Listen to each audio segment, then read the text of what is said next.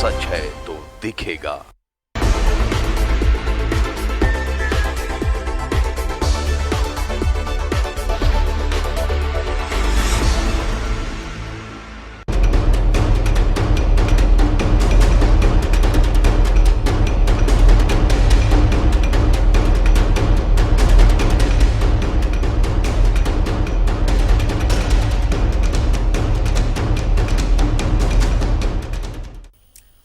नमस्कार, न्यूज 11 भारत देख रहे हैं आप। आपके साथ मैं हूं अभिषेक भारती।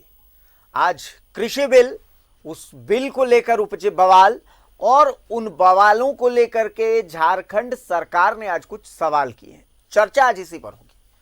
कृषि उपज व्यापार एवं वाणिज्य विधेयक 2020 जिसे राज्यसभा में ध्वनिमत से पास किया गया, लेकिन इस दौरान कुछ ऐसा हुआ जिसे लेकर के लोकतंत्र पर भी सवाल उठ गए कि लोकतंत्र के साथ खिलवाड़ किया जा रहा है। इसे लेकर जगह जगह प्रदर्शन भी हो रहे हैं। कहीं किसान खुद प्रदर्शन कर रहे हैं तो कहीं राजनीतिक दल प्रदर्शन कर रहे हैं। इसी कड़ी में राज्य के मुख्यमंत्री हेमंत सोरेन ने भी एक प्रेस कॉन्फ्रेंस की। सबसे पहले आपको हम दिखाते हैं उस प्रेस कॉन्फ्रेंस की खास झलकी। संविधान के द्वारा प्रदत्त शक्तियां हैं, उसका भी जिस तरीके से विगत समय में केंद्र की सरकार ने जो उसका दुरुपयोग किया है, मुझे लगता है कि ये आज़ाद भारत के बाद पहली बार ऐसे देखने और सुनने को मिल रहा है। एक ऐसा विषय है जो भारत सरकार के अधीन में भी नहीं आता। ये पूर्णतया राज्य सरकार के लिस्ट का जो विषय है, इस बिल में संशोधन चाहिए। आप इसमें नया बदलाव करें। और मुझे कोई प्रतीत नहीं हो रहा है, मुझे ऐसी कोई जानकारी नहीं मिल रही है कि किसी भी राज्य ने देश के कृषि नीति में बदलाव करने का कोई सुझाव केंद्र सरकार को दिया हो।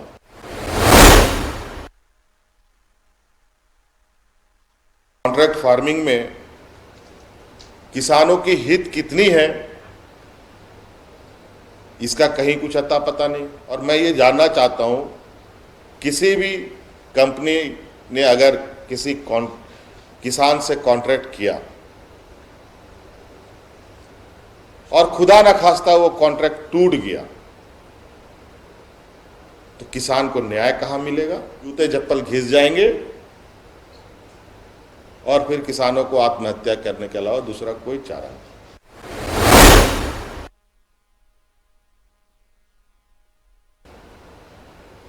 ये संघीय ढांचा पर सबसे बड़ा प्रहार अब तक का, सबसे बड़ा प्रहार है।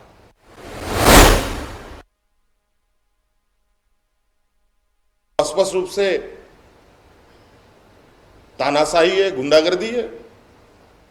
अब ये महाजन एक नए रूप में, नए चेहरे के रूप में किसानों के सामने आके खड़े होंगे और किसानों का शोषण करेंगे। कोऑपरेटिव फेडरलिज्म की बात करते हैं, ये तो नॉन कोऑपरेटिव फेडरलिज्म हो गया।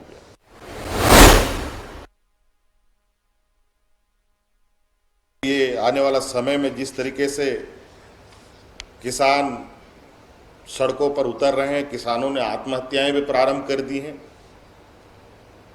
और इसका पूरा का पूरा श्रेय भारत सरकार को जाएगा, और सिर्फ अपने व्यापारी मित्रों को मदद पहुंचाने के लिए। किसान का किस तरीके से हाथ मरोड़ा जाता है महाजनों के द्वारा, उसी तरीके से पिछड़े राज्यों का भी आर्म ट्विस्टिंग किया जाएगा भविष्य में आने वाले समय में केंद्र सरकार के द्वारा।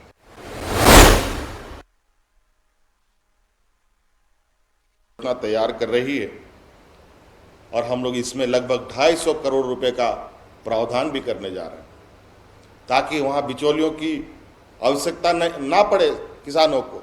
अब मानसिक रूप से भी तैयार रहना पड़ेगा। जैसे प्याज घटता है तो प्याज खाना भूल जाते हैं, तो इसलिए कब क्या खाना भूल जाना होगा, इसके लिए हम सब लोग को अब तैयार रहना पड़ेगा।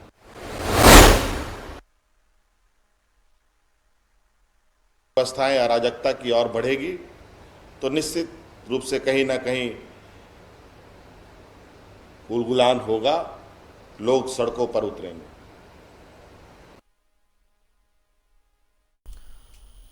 तो सुना आपने मुख्यमंत्री हेमंत सोरेन को। हमारे साथ विनोद पांडे साहब झारखंड मुक्ति मोर्चा से जुड़े हुए हैं, हमारे साथ सरोज जी बीजेपी से जुड़े हुए हैं।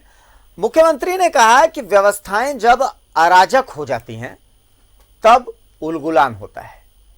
साथ ही उन्होंने कहा कि भाई आप अब तैयारी कर लीजिए, कब क्या खाना बंद करना पड़ेगा ये आपको भी पता नहीं है, राज्य सरकार को भी पता नहीं है। कृषि राज्य सरकार का जो क्षेत्र है जहां नियम कानून राज्य सरकार बनाती है, ये हक संविधान ने दिया है और इसके बावजूद जो है केंद्र सरकार ने कृषि बिल राज्यों को थोप दिया है। बहुत सारे सवाल उन्होंने उठाए हैं। मैं सरोज जी आपका रुख करूंगा। अभी आप सुन रहे थे मुख्यमंत्री हेमंत सोरेन को, बहुत सारे सवाल हैं। उनका पहला सवाल यही था कि जो कॉन्ट्रैक्ट फार्मिंग का प्रावधान किया गया है कि एक कॉन्ट्रैक्टर आता है, वो आकर के और अनुबंध में किसान को बोलता है कि मैं तुम्हें बीज दे रहा हूं, तुम फसल उगाओ, फिर मैं उसे खरीदूंगा, सारी चीजें हैं। अनुबंध कर्मियों की हालत का उन्होंने उदाहरण दिया कि अनुबंध कर्मियों की हालत अभी आप झारखंड में देख लीजिए। आप मेन रोड जाएंगे तो वहां पर 4 अनुबंध कर्मी आपको प्रदर्शन करते नजर आएंगे। बिरसा चौक जाएंगे तो वहां पर भी 4 प्रदर्शन करते नजर आएंगे। बहुत ज्यादा इसमें गुंजाइश नहीं बचती। राजीव रंजन साहब भी हमारे साथ कांग्रेस से जुड़ चुके हैं। राजीव जी आपसे भी चर्चा करेंगे। एक बार सबसे पहले सरोज जी से हम समझने की कोशिश करेंगे इन सवालों के जवाब कि कैसे इस नए कृषि बिल को आप कैसे देखते हैं, मतलब किस लिहाज से झारखंड के परिप्रेक्ष्य में। देखिए, झारखंड के परिप्रेक्ष्य में और देश के परिप्रेक्ष्य में एक चीज तो मेरा पहला ही सवाल है कि ये जो दोनों अब बिल है, अब एक चीज बताइए कि जो आज जो व्यवस्था है, सबसे पहला बात कि जो आज जो व्यवस्था है उस व्यवस्था को खत्म किया गया है क्या? वो सारी व्यवस्था एज इट इज रहेगी, कोई व्यवस्था खत्म नहीं हुआ है। आज की जो व्यवस्था है वो कोई व्यवस्था खत्म नहीं हुई है, उसके अलावे सारी व्यवस्था की गई है। तो अगर जो लोग विरोध कर रहे हैं कि अगर इससे ये हो जाएगा, इससे ये नुकसान है, उससे वो नुकसान है, तो जो भी नुकसान है तो आज जो व्यवस्था है उसको थोड़े बंद किया गया, वो तो पूर्ववत चालू है। तो फिर दिक्कत कहाँ है? अगर जिनको पसंद नहीं आएगा तो जो पहला वाला व्यवस्था है उसी से काम करेंगे। चलिए पहले दूसरे व्यवस्था पर मैं बात करूं कि क्या फायदे होंगे, उसको वो तो बाद की बात, वो बात की बात है। विनोद जी से ही पूछ लेते हैं कि क्या दिक्कत है, दिक्कत कहाँ है विनोद जी? बहुत सारे सवाल मुख्यमंत्री ने रखे हैं, लेकिन अभी सरोज भाई पूछ रहे हैं कि दिक्कत क्या है। जिनको दिक्कत है वो पुरानी व्यवस्था के साथ काम करें। देखिए अभिषेक जी, अगर इस देश के किसानों को अगर दिक्कत नहीं होता, इस बिल के पास होने से परेशानी नहीं होती, तो आज देश के किसान सड़कों पर आंदोलित नहीं होते। सरोज जी को मैं इतना कहना चाहूंगा कि जिस व्यवस्था की वो बात कर रहे हैं, उस व्यवस्था को अगर सख्ती से लागू किया जाता, किसानों के हित की अगर हम सोचते हैं, किसानों के हित की अगर हम बात करते हैं, तो किसानों के जो समूह है उससे हम सलाह मशविरा कर सकते थे। ये कैसा कानून है कि जिसके लिए हम कानून बना रहे हैं वो उस कानून को मानने के लिए तैयार नहीं है। आज देश के किसान अगर आंदोलित है तो वो सिर्फ इसलिए कि उनको ये लग रहा है कि ये जो कानून बना है, जो लोकसभा में बिना विपक्ष के पास कराया गया है और उसको नाम दिया गया कि ध्वनि मत से पास किया गया, तो उसको वो मानने के लिए और अपनाने के लिए तैयार नहीं है। मेरा स्पष्ट मानना है, और आज माननीय मुख्यमंत्री ने अपने संवाददाता सम्मेलन में भी कहा है कि जिस देश का, एक महान व्यक्ति ने कहा है कि जिस देश का राजा अगर व्यापारी होता है तो उस देश की जनता भिखारी होती है। और इसी कहावत को इस देश के प्रधानमंत्री चरितार्थ कर रहे हैं।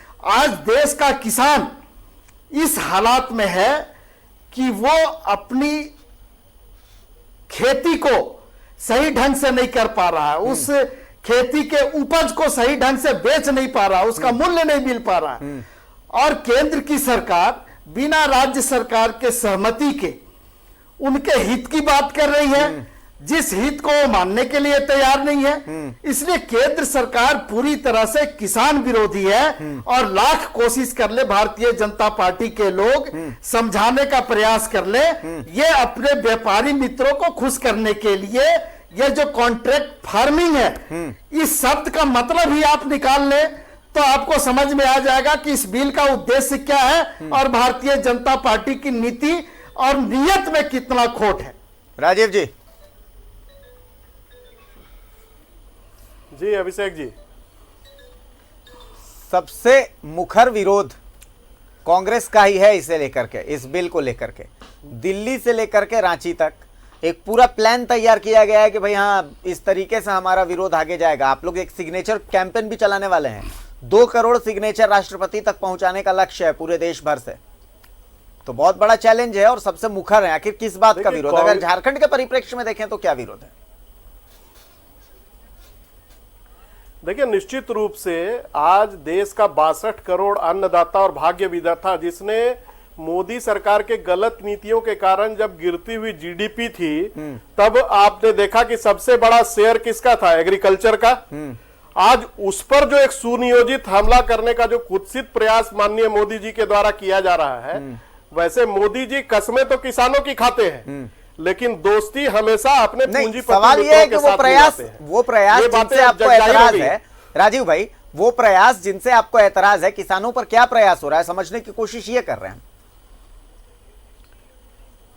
देखिए, एपीएमसी जो व्यवस्था है, जो सब्जी मंडी और किसान मंडी को अगर ध्वस्त कर दिया जाता है, तो किसानों को जो एमएसपी दुगना करके देने का दावा मोदी सरकार करती चली आ रही है, वो एमएसपी उसको कौन देगा, कहां देगा, किसके द्वारा देगा? अगर नहीं देगा तो फिर कॉन्ट्रैक्ट फार्मिंग का जो उल्लेख अभी विनोद भाई कर रहे थे, उसमें इन बातों का उल्लेख होना चाहिए था।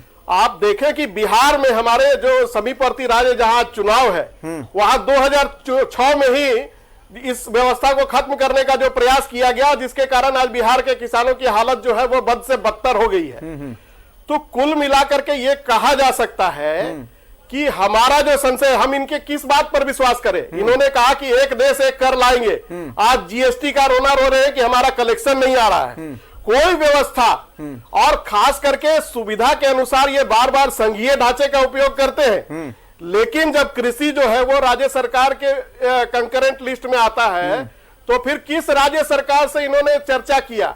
और जिन किसानों की ये नुमाइंदगी करने का दावा करते हैं, जो संसद में उनके प्रतिनिधित्व हैं, उनको बोलने तक के रोकने से, माने संसद में जो बाहुबल का प्रयोग किया गया, जिस प्रकार से बहुमत के बाहुबल के आधार पर ये काले कानून देश के अंतरात्मा पर थोपने का जो प्रयास किया गया है, एक सजग राजनीतिक विपक्ष होने के नाते कांग्रेस का इसी बात का विरोध है। और हम अकेले विरोध नहीं कर रहे। अभिषेक जी, गौरतलब यह है कि इनके केंद्रीय मंत्री ने इस्तीफा दे दिया, हरसिमरत कौर, जिनके साथ ये मिलकर के सरकार चला रहे। भारतीय किसान संघ जो आरएसएस का एक विंग है, जो किसानों की नुमाइंदगी करता है, आज वो भारत बंद में सड़कों पर था। इस बात का जवाब देना चाहिए मोदी जी को कि नहीं देना चाहिए? बिल्कुल। चलिए सरोज जी से इसका जवाब ले लेते हैं। सरोज जी, पूरी बात आपने सुन ली। देखिए, ऐतराज इस बात से, एपीएमसी चूंकि झारखंड में ये लागू नहीं है तो झारखंड में इसका विरोध नहीं है, लेकिन सवाल ये उठता है, जीएसटी लाया गया, राज्य सरकारों को भरोसे में नहीं लिया गया।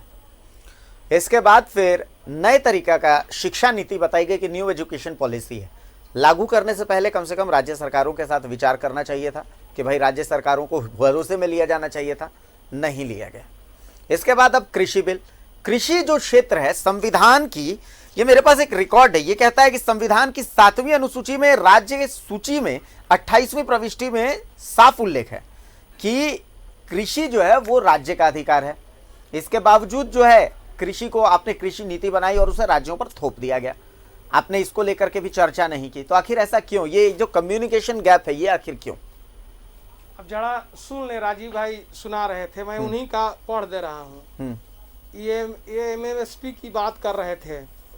इन्हीं के घोषणा पत्र 2019 के 11वें पॉइंट में, मैं पढ़ दूं क्या? समय नहीं होगा तो पढ़ दे अपना घोषणा पत्र। इसमें लिखा है इन्होंने कि हम इसको जो है एएमएसपी जो है इसको खत्म करेंगे। एपीएमसी को खत्म करेंगे। इन्होंने घोषणा पत्र में कहा है 2019 में 11वें पॉइंट में इनका घोषणा पत्र में है, 19 के घोषणा पत्र में। अब सरकार खत्म कर रही है तो इनको तकलीफ हो रहा है। अब ये कैसे बोलते हैं समझ में नहीं आता।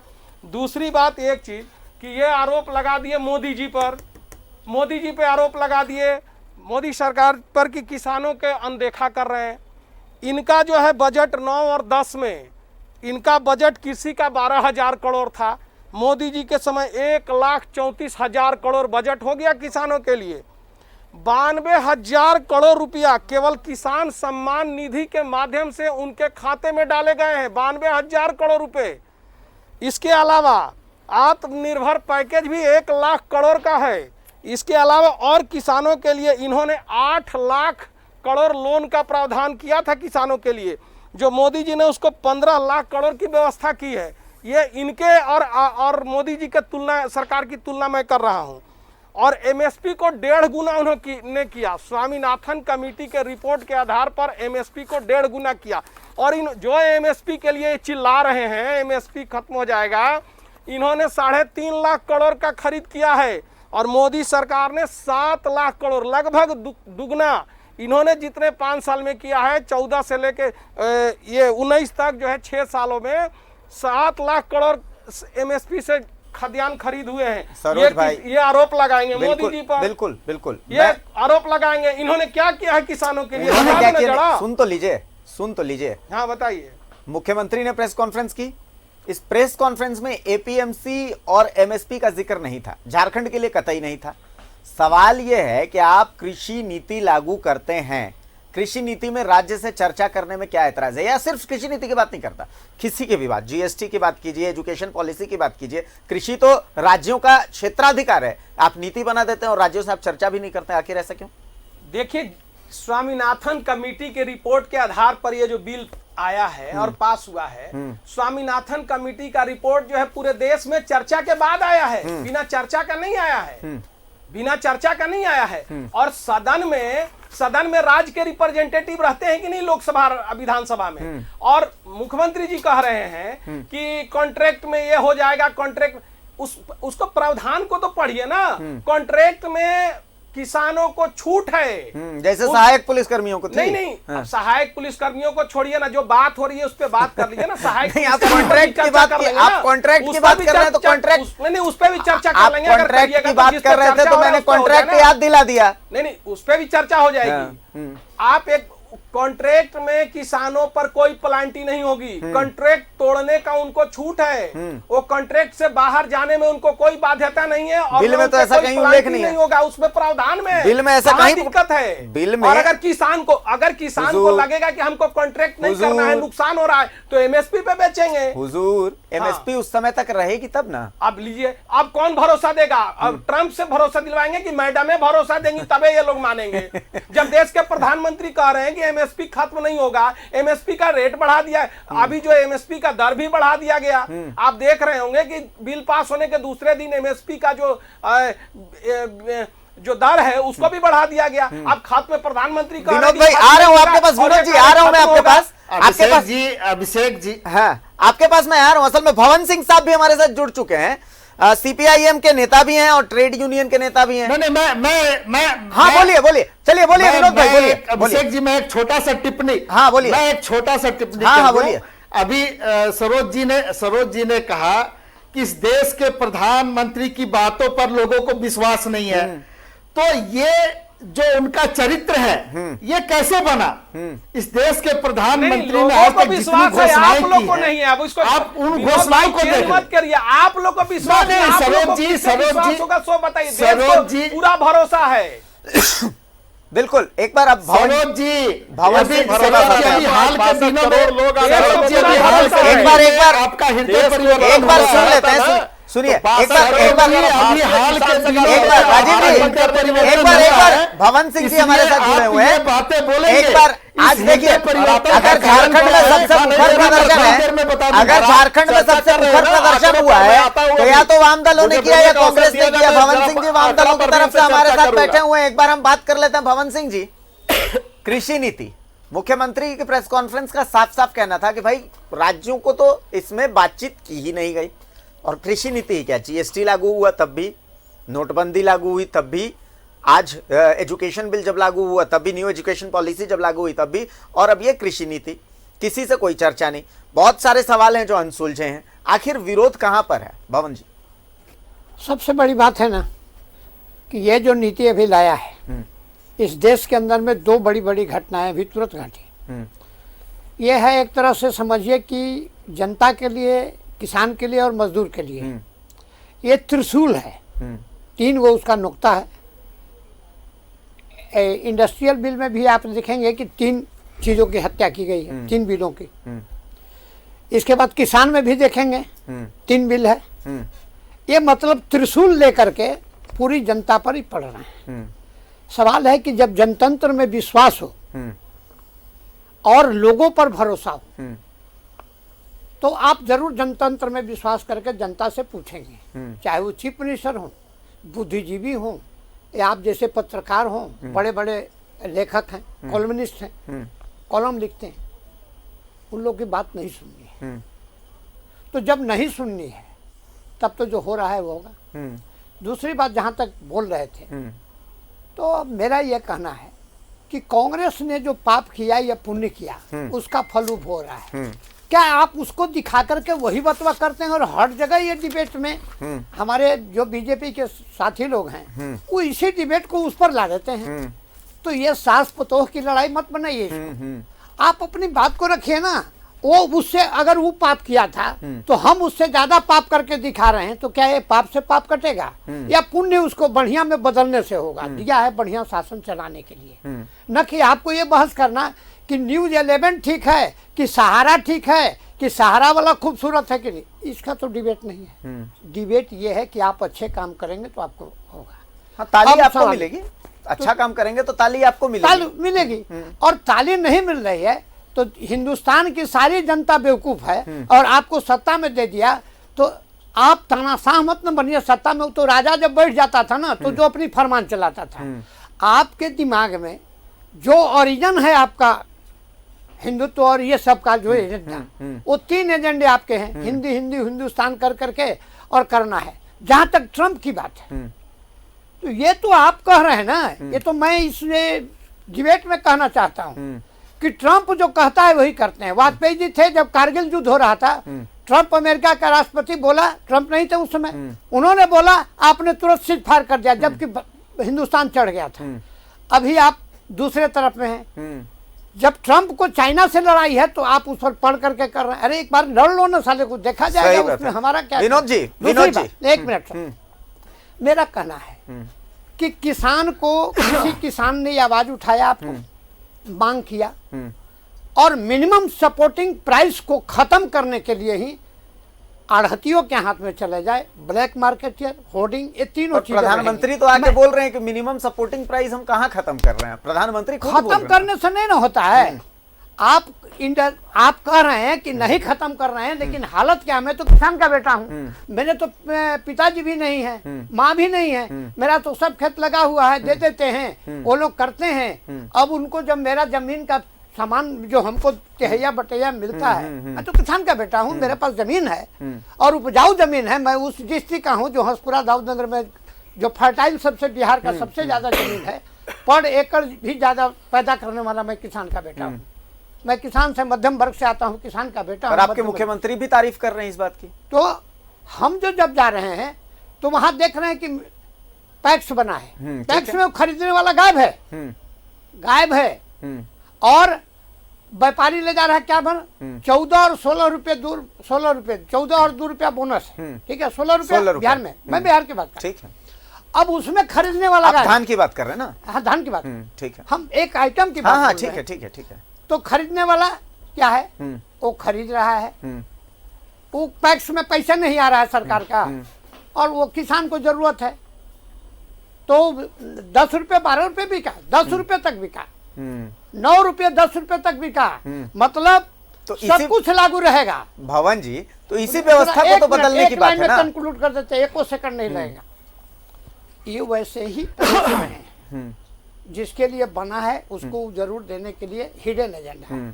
और अगर सारस को थाली में परोस दें तो क्या उसके चोंच में आएगा?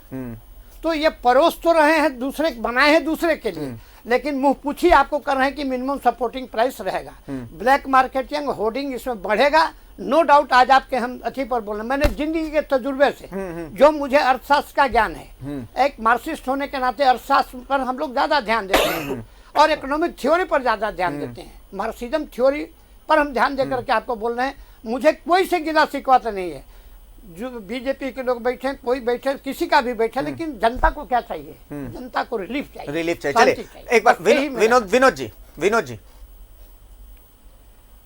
पूरी बात जी अभिषेक जी। हाँ काफी जी बताइए। हाँ, मैं आपसे उम्मीद कर रहा हूं जवाब की। सरोज भाई बोले और भवन जी तो बहुत भावुक होकर के, बहुत भावुक बात इन्होंने कही है, एक किसान के बच्चे की तरह इन्होंने सारी बात बताई। बिल्कुल वो बहुत सीनियर नेता है और हम लोग काफी उनका सम्मान करते हैं, लेकिन जिस तरह से सरोज जी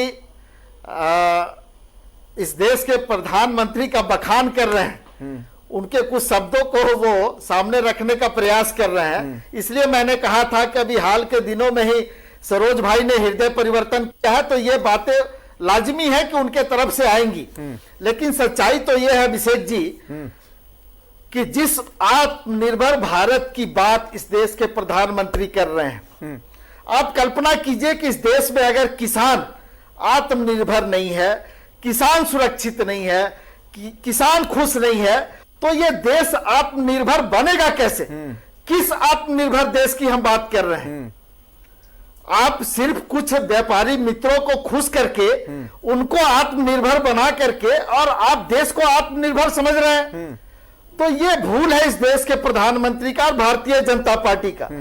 किसानों ने जो आज तक इस देश को दिया है, अगर आपके हाथ में सत्ता शासन है, आपके हाथ में अधिकार है, पावर है, तो आप उनको कुछ देने का काम करें।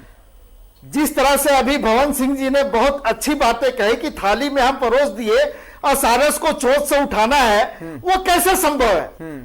तो वही बात अभी किसानों के साथ में हो रही है। भारतीय जनता पार्टी और केंद्र सरकार जो चीज दिखाने का प्रयास कर रही है वो है नहीं। अगर वो रहता तो आज इस देश के किसान सड़कों पर आंदोलित नहीं होते। अभिषेक जी, इसका जवाब सरोज जी दे दे कि आज इस देश के किसान इस सड़कों पर आंदोलित क्यों है, क्यों इसका विरोध हो रहा है, इस बात का जवाब सरोज जी दे दे।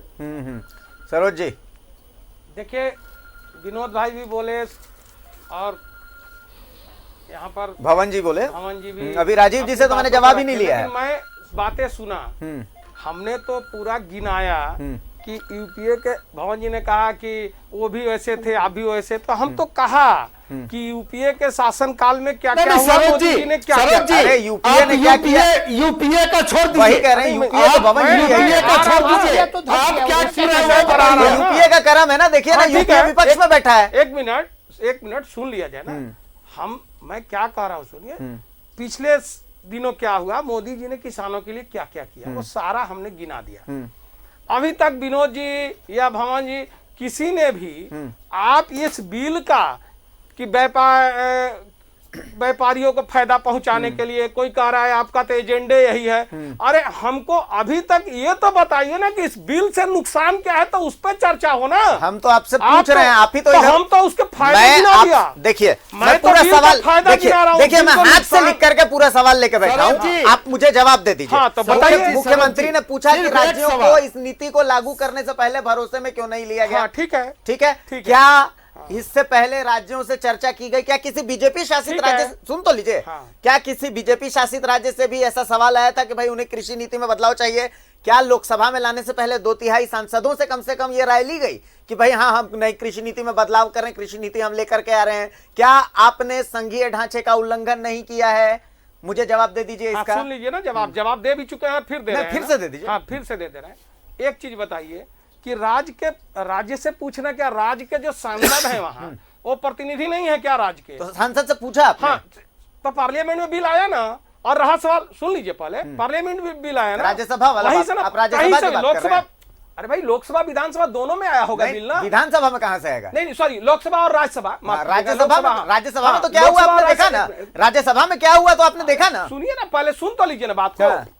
लोकसभा आप एक एक चीज पूछिए ना, हम सब बता रहे हैं अभिषेक ना। जी, लोकसभा राज्यसभा में वहां अभिषेक जी, प्रतिनिधि पहले नहीं है क्या राज्य के? अभिषेक जी, सांसद नहीं पहले है क्या? मेरा विषय और आ आपने जाता तो कहा कि ज्यादा दो अच्छा तिहाई रहता। से जिस बिल को साधारण बहुमत से पास होना है वो साधारण बहुमत से होगा, जिसको 2/3 से होना है वो 2/3 से होगा। अरे हुजूर, और सदन में पास हुआ तो उसमें नुमाइंदे थे ना, फिर वही उन्होंने बात। पास किया ना। आपने नुमाइंदों अब की कह रहे हैं सुनी हंगामा इस था। बिल पर एक चर्चा मिनट। हुई? चलिए आप बताइए, इस बिल पर चर्चा हुई? चर्चा हुई ना, सदन कहाँ में तो चर्चा हुआ हुई? कैसे कहाँ नहीं चर्चा हुआ? हुई? कैसे यही नहीं तो हुआ? विरोध है। राज्यसभा तो में कैसे नहीं हुआ फिर चर्चा? पार्लियामेंट के बाहर धरने पर क्यों बैठे? अब आपके बैठे हैं विपक्ष तो के उनसे सांसद? पूछिए ना क्यों बैठे हैं। तो यही तो पूछ रहा हूं मैं आपसे कि आपने चर्चा क्यों नहीं की? उनकी मांग ये थी कि चर्चा होनी चाहिए, तो क्या ये उन्होंने मेरे चर्चा तारीफ नहीं करेंगे की। क्या? ये मेरे तारीफ करेंगे क्या? अरे आप हुजूर opposition गजब में हालत तारीफ है। करेंगे तो क्या? लोकतंत्र बार-बार यही है ना, बैठेंगे। विपक्ष होता मैं- क्यों है? नहीं। विपक्ष क्यों होता है? विपक्ष बनाया क्यों जाता है? विपक्ष कभी अरे अपने भाई विपक्ष तो बैठे ना धरना पे, कौन रोका हुआ है? फिर मैं वही एक बात- बात सुनिए, मैं आप कह रहे हैं कि पूछा नहीं गया, संसद में किसके प्रतिनिधि होते हैं? राज्य के बहुत प्रतिनिधि सुंदर, नहीं बहुत होते हैं सुंदर। क्या? लोकसभा और राज्यसभा में जो बैठते हैं सुंदर। वो राज्य से प्रतिनिधि नहीं है। तो आप उनसे सजेशन लेंगे, राज्यसभा क्यों होती है? चर्चा करने के लिए होती है अरे ना। तो उनके पास या फिर पास हो सांसद गया है अगर ना, सवाल कि करें तो लोकसभा उनको निकाल देने के लिए होती है। अब वोटिंग नहीं आप हुआ,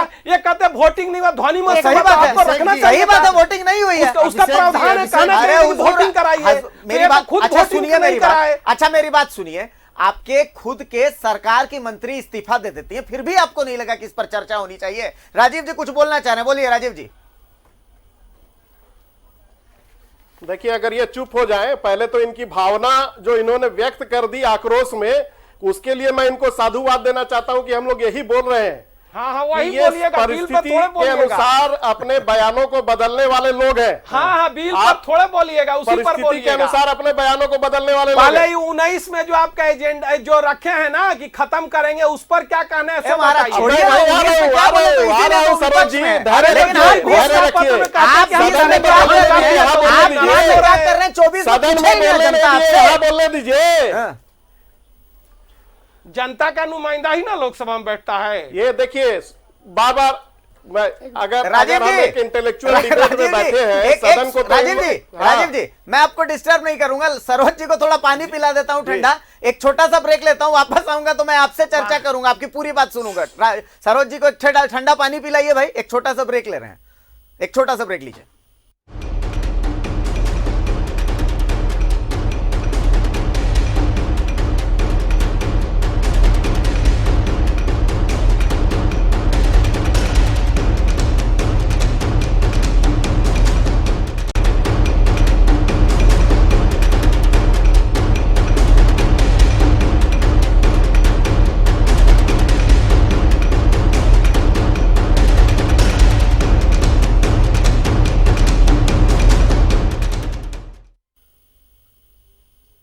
तो ब्रेक के बाद एक बार फिर स्वागत है आपका। एक बार फिर हम सीधा रुक करेंगे राजीव जी के पास। राजीव जी, अब आपकी बात सुनते हैं पूरी, क्या कह रहे थे आप बार बार कुछ कहना चाह रहे थे, कोई डिस्टर्ब नहीं कर रहा आपको, बताएं। देखिए भाई, सरोज जी बहुत उग्र हो गए, व्यग्र हो गए, लेकिन इनकी नहीं, भावना हम जो है, व्यग्र नहीं हैं। उस आप आधार चिंता पर मत करिए, हम भारतीय व्यग्र जनता पार्टी नहीं है की भाई। मनोभावना- फिर वही, आप धैर्य से सुनिए ना। अभी एकदम सुन रहे ठंडा हैं। पानी पी लिए हैं, अब थोड़ा सा नहीं, धैर्य हम से गर्म सुनिए। पानी पीते हैं। हाँ। आपने चर्चा सुनाइए। की, आप हाँ, बोले, बोले, राजीव स्वामीनाथन जी, बोले। कमेटी की चर्चा आप बार बार करते हैं, लेकिन आपके हिडन एजेंडा जो है ना, वो सार्वजनिक हो गया है कि आप शांता कुमार कमेटी की रिपोर्ट का लागू करना चाहते हैं, ताकि न्यूनतम समर्थन मूल्य के आधार पर खरीदी नहीं करना पड़े और 80,000 के जगह 1 लाख करोड़ की बचत हो। जो विनोद भाई ने पहले कहा था कि जिस देश का राजा व्यापारी हो जाए, उस देश की प्रजा भिखारी हो जाए, इसी आधार पर कहा था। और जहां तक यूपीए की ये चर्चा कर रहे हैं, हमारे ये को कोट कर रहे हैं कि हमारा जो संकल्प पत्र था उसमें यह विषय आया था। देखिए, सेलेक्टिवली बातों को करने में रखने में इनका कोई सगल नहीं है। पूरी की पूरी भारतीय जनता पार्टी एक पॉइंट को उठा लेती है, लेकिन उसके मातहत जो 20 पॉइंट और दिए गए थे उस पर क्यों चर्चा नहीं करती है? आज जब कॉन्ट्रैक्ट फार्मिंग की आप चर्चा कर रहे हैं, जब किसानों को आप उसके ही खेत में मजदूर बनाने का जो प्रयास कर रहे हैं, उसका विरोध कर, मैं तो भवन सिंह जी का आदर करता हूं, सम्मान करता हूं कि उन्होंने बड़े सादे ढंग से पूरे विषय वस्तु को रखने का प्रयास किया और बिहार का उदाहरण दिया। बिहार का उदाहरण इसलिए दिया कि हम लोग बार बार कह रहे हैं कि 2006 में ये व्यवस्था वहां खत्म की गई और आज जो हालात है उसके शिकार ये लोग कैसे बन रहे हैं। तो पूरे देश में ही ये व्यवस्था इन लोग लागू करके पहले तो असंगठित क्षेत्र को इन लोगों ने बर्बाद किया, नोटबंदी करके 12.5 करोड़ लोग का रोजगार चला गया। अब जो बचा हुआ लोग था हमारे देश का अर्थव्यवस्था का रीढ़, जिसने इस गिरते हुए जीडीपी में भी अर्थव्यवस्था की कमान को थामे रखा, एग्रीकल्चर, उस पर, हमारे खेत खलिहानों पर, हमारे जो मंडी के मजदूर हैं उनकी आजीविका पर हमला करने का जो प्रयास किया गया है उसके विरोध में, और ये चर्चा संघीय ढांचे की करते हैं परिस्थिति जन्य न, ये तो अपने कैबिनेट में अपने कैबिनेट के सहयोगी को नहीं बना पाए, कैबिनेट मंत्री ने इस्तीफा दे दिया, ये राज्य से क्या बात करेंगे। ये मुख्यमंत्री के बयान पर संघीय ढांचा पर चर्चा लेकर के आ जाते हैं, इनको ये जवाब देना चाहिए। ये देश लोकतंत्र से चलता है, इस तरह से आप तानाशाही करके अगर देश को चलाना चाहेंगे ना तो जनता आपको माकूल जवाब देगी। यही कारण है कि आपके भी किसान संगठन आज भारत बंद के आंदोलन में सड़कों पर उतरे, इस बात का जवाब दे दें। और साथ में मैं तुलना जो ये है कर रहे थे कि इनके सरकार में ये हुआ, कृषि वृद्धि दर मोदी सरकार के कार्यकाल में अभी तक 3.1% रही, जबकि यूपीए के कार्यकाल में 4.3% थी। बिल्कुल। आप बता दें कि कहां से क्या कर रहे हैं, ये जवाब ले लेते हैं और जवाब फार्मिंग में कहा इसका उल्लेख है। जवाब ले लेंगे। विनोद जी, सीएम ने आज जो प्रेस कॉन्फ्रेंस करी उसका समापन उन्होंने कहा कि जब व्यवस्था अराजक हो जाती है ना तो उलगुलान होता है। इतिहास गवाह है, झारखंड में महाजनों की जो प्रथा थी, महाजनी प्रथा थी, उसका अंत जहां से हुआ है ना, सीएम, मुख्यमंत्री और झारखंड मुक्ति मोर्चा का उदय वहीं से होता है।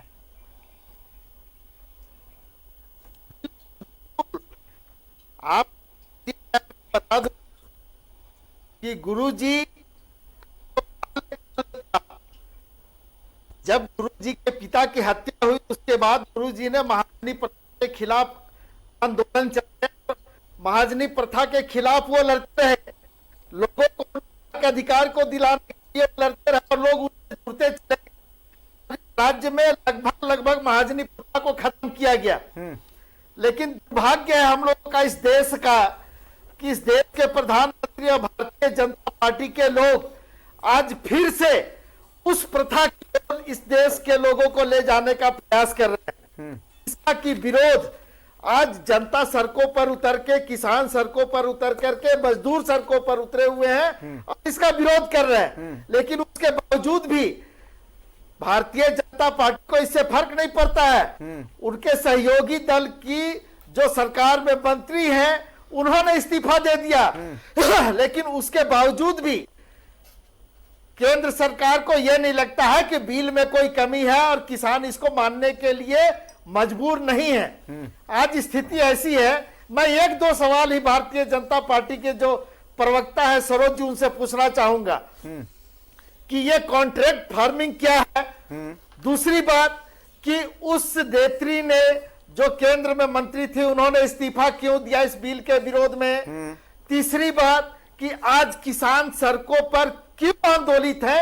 इन तीनों बातों का जवाब वो दे दे, साफ साफ हो जाएगा सारी। सबके जवाब में एक साथ ही लूंगा। एक बार मैं भवन सिंह जी के पास भी आ जाता हूं। भवन जी, ये बिल क्या महाजनी प्रथा को बढ़ावा देगा? क्या वापस से महाजनी प्रथा को लेके आने वाला है? मैंने पहले ही अपने वक्तव्य में कह दिया कि इसका नेट रिजल्ट 2 + 2 4 होता है, 2 × 2 4 होता है। अर्थशास्त्र के नियम के मुताबिक ब्लैक मार्केटिंग होर्डिंग बढ़ेगी। कैसे? इसलिए कि वो पहले ही जब पैदा होगा तो किसान को उसी समय बेचना रहता है, और एमएसपी का जो हाल है, पैक्स का जो हाल है, वो उस पर शिथिल हो जाएगा। चूंकि सरकार का पैसा आएगा तब वो लेता है, तो देने में डिले होता ही है। सरकारी माल तो वैसे ही आता है। इसके बाद वो पैक्स वाला जो चेयरमैन होता है, सेक्रेटरी होता है, वो रखता है। इसके बाद किसान को थोड़ा देता है। तब तक तो किसान अपना बेटी का ब्याह करेगा कि घर में गौना करेगा कि और जिसका कर्जा लिया उसको देगा।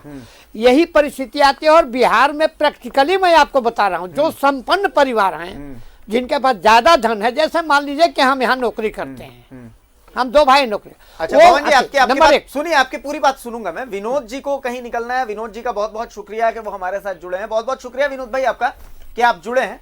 अब हम वापस से आते हैं। भवन जी अपनी बात पूरी करें। मैं इस बात में, इस बहस में नहीं पड़ता कि उसने क्या किया, उसने क्या किया। इसका अल्टीमेट रिजल्ट क्या होने जा रहा है। अगर क्रोध है तो अल्टीमेट रिजल्ट होने जा रहा है। तो ये रिजल्ट होना ही है, क्योंकि वो होल्डिंग फार्मिंग होगा। नहीं, कैसे होगा वो मैं अब तक समझ नहीं पा रहा वो हूं। किसान से उले रहेगा। हाँ समझिए, हम मैं बताता हूँ, बिना मैं पढ़े लिखे ऐसे हम जितना जानते हैं वो आपको स्पष्ट करेंगे। हमसे भी विद्वान लोग हैं, मैं ये नहीं कहता। सबसे पहले वो खेत को ले लेगा और उसको कहेगा कि हम तुमको इतना रुपये तुमको मिलता है, नेचुरल मन पैदा होता है ना, मैंने तुमको दे दिया, तुम ही इस खेत में खटोगे, ठीक है, और तुमको उतना जमीन उतना हम पैदा दे देंगे, ठीक है। उसमें जो कल्टीवेटिंग फार्मिंग और जो अथी लगाएगा, मैं एक आपको उदाहरण देता हूँ। आप दीघा पटना गए हैं कभी? हाँ गए हैं। वहाँ जानते हैं कि एक लाल बाबू सिंह हैं, उनका बहुत बड़ा फार्मिंग है आम का। ठीक है। कभी गए हैं उसमें? नहीं, सुने हैं। पता कर लीजिए, उनसे बड़ा फार्मिंग आम का किसी का नहीं। ठीक है। वो पूरा जब होने का आम का सीजन आता है तो वो जो लेने वाले हैं वो पूरा ले लेते हैं। ठीक है। वो मंजर से लेकर सब चीज करते हैं, उनको भी कुछ देते हैं। उनका लाखों रुपया में बिक्री हो जाता है, देख रेख को करता है, उन्हीं के लोगों से करवाता है, उसको भी कुछ रोजगार चलता है, उनको भी आम देता है। अब वो जो आम मार्केट में जाता है उससे ज्यादा पैदा करता है। आम के इतना नस को दूध देता है, मतलब कहने का मतलब इतनी इंजेक्शन पड़ती है, तो कहीं ना कहीं जब शरीर में इंजेक्शन पड़ता है तो उसमें भी रिएक्शन होता है। जमीन जो है ज्यादा से ज्यादा उर्वरक जब छोड़ देगा जमीन का, तो एक दिन कह देगा अभी इस जमीन में नहीं करेंगे, क्योंकि वो मिट्टी का टेस्ट बराबर करते रहता है। हम जो किसान बिहार के हैं और हिंदुस्तान के जो किसान हैं, वो अपने मिट्टी में दूसरा चीज कभी ये पैदा करते हैं, कभी वो पैदा करते हैं, उनकी आजादी खत्म हो जाएगी। नंबर एक, वहां से जो पैदा होगा वो ले जाएगा अपने पास। चूंकि आपने छूट दे दिया है जमा करने का। पहले क्या था, मुझे याद है इमरजेंसी के टाइम में मैं इसी अपर बाजार में हम लोग सब लाल झंडा लेकर के घूमते, होल्डिंग के खिलाफ, काला बाजारी के खिलाफ लड़ा था। मैं उस चीज को याद करता हूँ। पुलिस हम लोग के पीछे पड़ करके लाठी लठोल भी होता था, लेकिन हम कहते थे कि गोदाम से निकालेंगे। कहीं सफल हुए, कहीं नहीं हुए। मेरा कहना यह है कि वो तो दिन आ रहा है। आप इतिहास के पन्ना को आगे ले जाने के बजाय वो पुराने इतिहास को फिर दोहराना चाहते हैं। दुर्भाग्य इस देश का कि जब जब लोगों की मेजोरिटी आती है ना, तो उनको संविधान भी भुला जाते हैं, हम किस लिए आए हैं ये भी भुला जाते हैं, जिस जनतंत्र की शपथ लेते हैं। अरे federal structure of the government है इस संविधान, जो हमारा संघात्मक संविधान है। तो आपको याद रखना चाहिए कि उसके अधिकार उसको बोलने दो, आपकी मेजोरिटी जो है वो तो पास करेंगे, ठीक है, लेकिन आप तो भी नहीं करने देना है। किसी ट्रेड यूनियन लीडर से भी आपने नहीं पूछा कि आपका सब बिल हम खत्म कर रहे हैं, कैसे करेंगे। हमको समझ में आ रहा है हम कर रहे हैं, तो ये तो राजा करता है कि हमको दिल्ली से दौलताबाद राजधानी ले जाएं, वो मोहम्मद बिन तुगलक किया था। तो उस तरह से अगर करना है तो फिर आप अगर समझते हैं कि मैं ही देश हूं और मैं ही देश को चला रहा हूं, मैं ही सब कुछ कर लूंगा, बाकी जनता मूर्ख है, तो ये तो समझ लेना। लेकिन एक बात याद रखिए, जयप्रकाश नारायण जी के आंदोलन हो, इमरजेंसी का लगना हो, ये सब मेजोरिटी के अथी से हुआ है।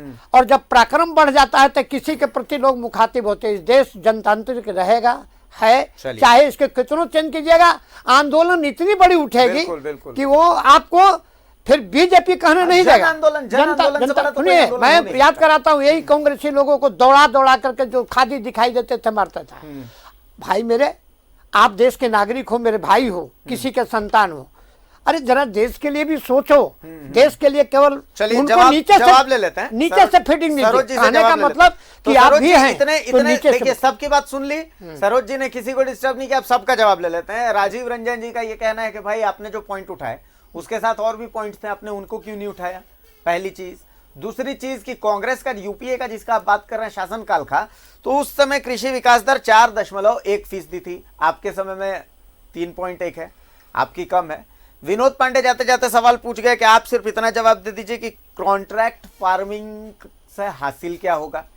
दूसरी चीज कि शिरोमणि अकाली दल के आपके कैबिनेट मंत्री ने इस्तीफा क्यों दिया। और तीसरा सवाल उन्होंने पूछा कि भाई किसान आंदोलन क्यों कर रहे हैं, आप इसका जवाब दे दीजिए।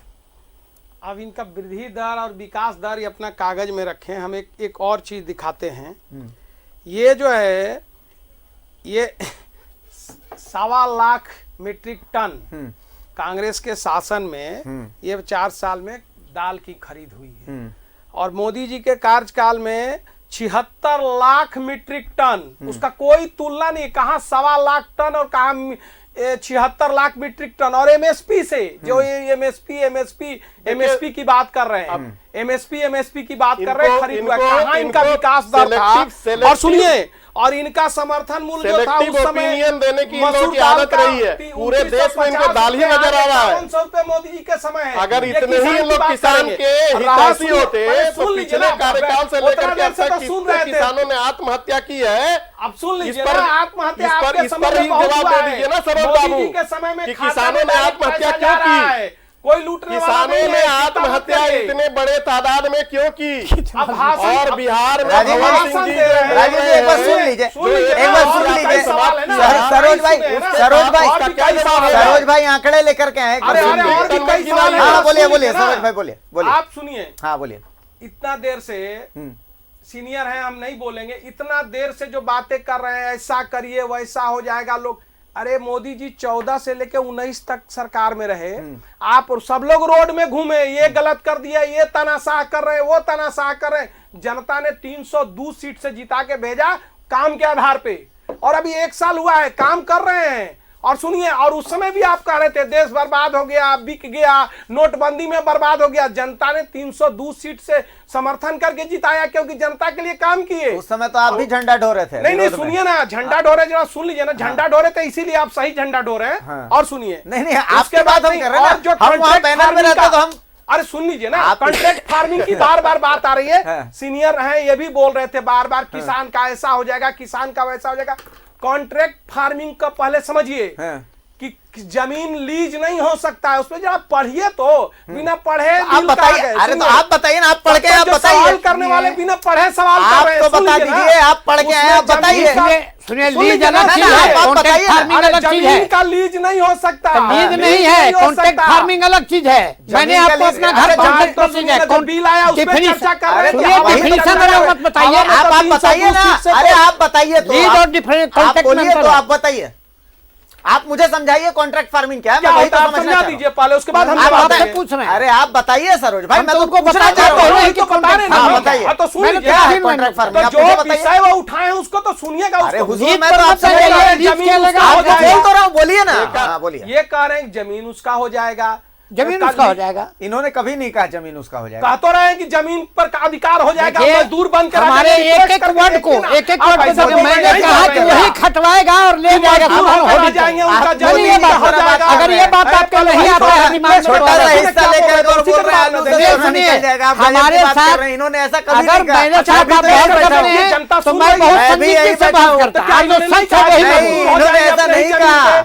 इन्होंने मैंने ऐसा कभी नहीं कहा कि जमीन उसका हो जाएगा। इस बात का मैं विरोध वो करूंगा। फिर जमीन इन्होंने ऐसा छोड़ नहीं देगा। कहा। मैंने तो कहा कि 5 साल के बाद छोड़ देगा। किसान अपने ही जमीन पर मजबूर हो खून चूस जाएंगे। करके इस बात का मैंने मतलब कहा कि कि किसान की जमीन जमीन खून बिक चूस जाएगी। करके क्या होगा, इसका मतलब फिर क्या दूसरा होगा? देगा। मतलब ये उनका किसान की जमीन जमीन उनके हाथ बिक से जाएगी। निकल जाएगा, वही बात तो कर रहे हैं। नहीं, हाथ से नहीं, आप आप गलत बात करते करते हैं, हैं। सर। आप तो इसका बात ही समझ में मतलब नहीं सुनिए सुनिए, तो आप अपना सवाल दोहरा दीजिए, फिर आप जवाब एक दे बार देंगे। सुन लीजिए। मैंने कहा कि वो करके 5 साल में खून चूसने के बाद वो छोड़ देगा। अरे इसलिए कैसे खून चूसेगा? वो वो ले जाएगा। तो खून चूस लेगा, अरे जमीन में जमीन का काट देगा। रस को निकाल लेगा। अच्छा, खून एक चूसने मिनट, का मतलब एक जमीन मिनट, का मेरी रस बात को सुन लीजिए, बताइए मेरी बात सुन ना। लीजिए। कौन को एक समझ मिनट, लेगा? एक जमीन मिनट, के रस एक को मिनट, निकाल भवन जी, करने के भवन बाद जी, वो भवन जी, बंजर मेरी बात सुन लीजिए। भवन जी, एक मिनट, एक मिनट। अब हाँ, मोदी जी चलिए पूर्ण एक मिनट बहुमत सरोज भाई, से- वो सरोज भाई बहुमत से आ गए। अरे वो सुनिए तो, पूर्ण बहुमत से- अरे सुनिए तो, मेरी बात सुनिए।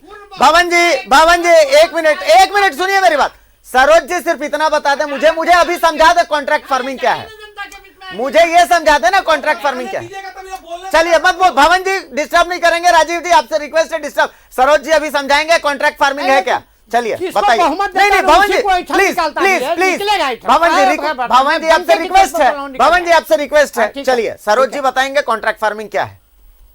देखिए, कॉन्ट्रैक्ट फार्मिंग यही है कि किसान जो है अपनी जमीन का फसल उपजाने के पहले उसका कॉन्ट्रैक्ट कर सकता है, यही कॉन्ट्रैक्ट फार्मिंग है।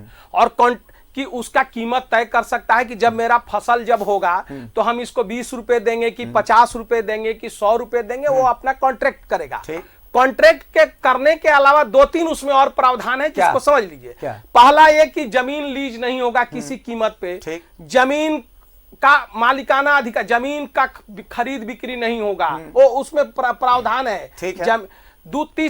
तीसरा प्रावधान है कि कभी भी किसान उस अपने कॉन्ट्रैक्ट से बाहर जाने के लिए फ्री है, उस पे कोई प्लांटी नहीं लगेगा। ये सारा कुछ है उसमें कि उस पे कोई प्लांटी नहीं होगा, कभी भी वो अपना उससे वो बाहर जा सकता। अगर आप जो बोल रहे हो श्योर है ना? एकदम श्योर है। सुनिए, और उसके अलावा चौथा सुनिए, अगर उसके किसान और जो कॉन्ट्रैक्ट करने वाले के बीच में अगर कोई डिस्प्यूट हुआ तो उसमें वो प्रावधान है कि 30 दिन के अंदर उसका निपटारा है। 6 साल 5 साल केस नहीं चलेगा। कहां जहां जो भी जिला पदाधिकारी या जिसको भी जिम्मा उसमें दिया गया होगा, शायद डीसी या किसी को दिया गया है, किसी को पदाधिकारी को, तो वो 30 दिन के अंदर उसका सुनवाई करके उसका निष्पादन करना होगा। श्योर है ना? कृषि बिल में ऐसा है?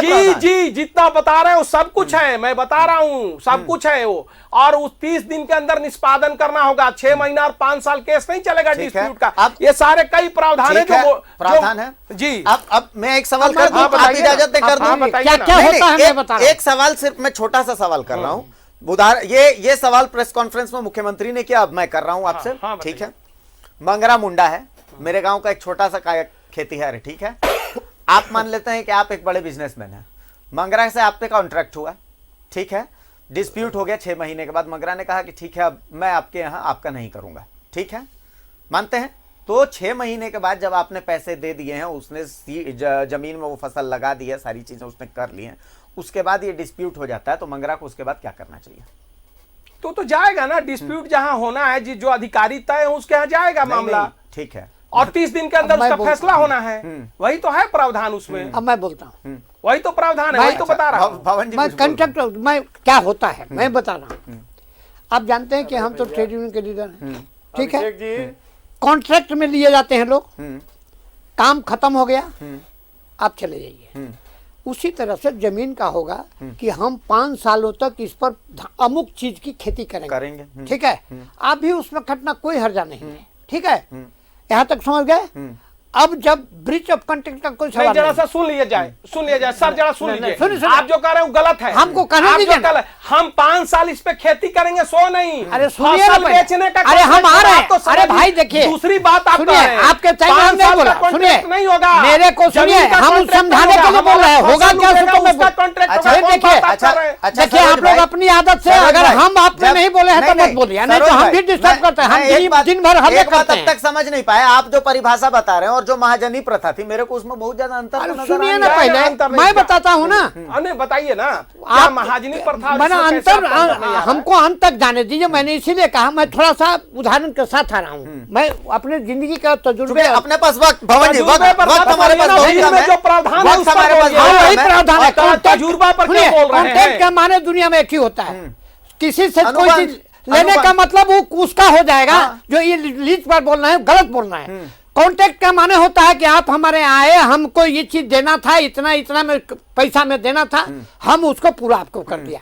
अगर वो किसान नहीं पूरा करता है या कोई तोड़ता है कि 2 साल के लिए हम आपका इसमें हम फलाने चीज की खेती करेंगे, कॉन्ट्रैक्ट हो गया कि ठीक है यही खेती कीजिएगा, दूसरा नहीं करेंगे। ठीक है, और उसमें जो पैदा हुआ आपको तो पहले से दे दिया कि इसमें हम खेती करेंगे, आपको पहले ही इतना पैसा हम जब पैदा होगा और उसके पहले एडवांस इतना देते हैं, बाद में इतना देंगे। अब उसमें फिर हमारा जो मर्जी है 2 साल 3 साल तक वक्त हमारे पास लास्ट 1 मिनट बचा हुआ है। राजीव जी कुछ कहना चाह रहे हैं? हाँ, राजीव जी बोले। देखिए, जो ये अध्यादेश है इसके माध्यम से ठेका प्रथा को बढ़ावा मिलेगा और किसान जो है अपने ही खेत में मजदूर बन करके रह जाएगा। और जिस कानूनी झगड़े की बात कर रहे हैं, जो आपकी आशंका थी, मंगरा का उदाहरण आपने दिया कि 1 एकड़ से लेकर के 5 एकड़ का व्यापारी जो है, पहले ही छोटे व्यापारियों को आप बाजार से हटा दे रहे हैं और बड़े जो प्लेयर हैं उनके माध्यम से बाजार पर इनका कब्जा हो जा रहा है। अब वो किसान बेचारा अपने बेटी के शादी के लिए फिर से इनके जाल में नहीं फंसेगा, इसकी क्या गारंटी है? बहुत सारे सवाल हैं। एमएसपी का प्रावधान जो है इस अध्यादेश में क्यों नहीं किया गया? बहुत सारे सवाल है। अच्छा, जबरन देने का अधिकार है क्या? कॉन्ट्रैक्ट नहीं करेगा किसान, बहुत जबरन देने का अधिकार है क्या? बहुत सारे सवाल है। ये तो वक्त आज हमारे पास कम पड़ गया है, हमारे पास कम पड़ गया है। बहुत बहुत शुक्रिया सरोज भाई, बहुत बहुत शुक्रिया भवन जी आपका, बहुत बहुत शुक्रिया राजीव जी आपका। लेकिन सवाल तो अभी भी वही रह गया है कि आखिर किसान बेचारा करेगा क्या। जो सवाल हमारे मन में वही सवाल किसान के भी मन में है कि आखिर इस कृषि बिल से उसे हासिल क्या होने वाला है। उम्मीद करते हैं कि केंद्र सरकार इन सवालों पर थोड़ा ध्यान देगी ताकि किसानों को इनका जवाब मिल सके, क्योंकि अंततः मकसद तो किसानों के लिए है। सभी का बहुत बहुत शुक्रिया, मुझे इजाजत दीजिए, नमस्कार। इंतजार नहीं करती है। नमस्कार।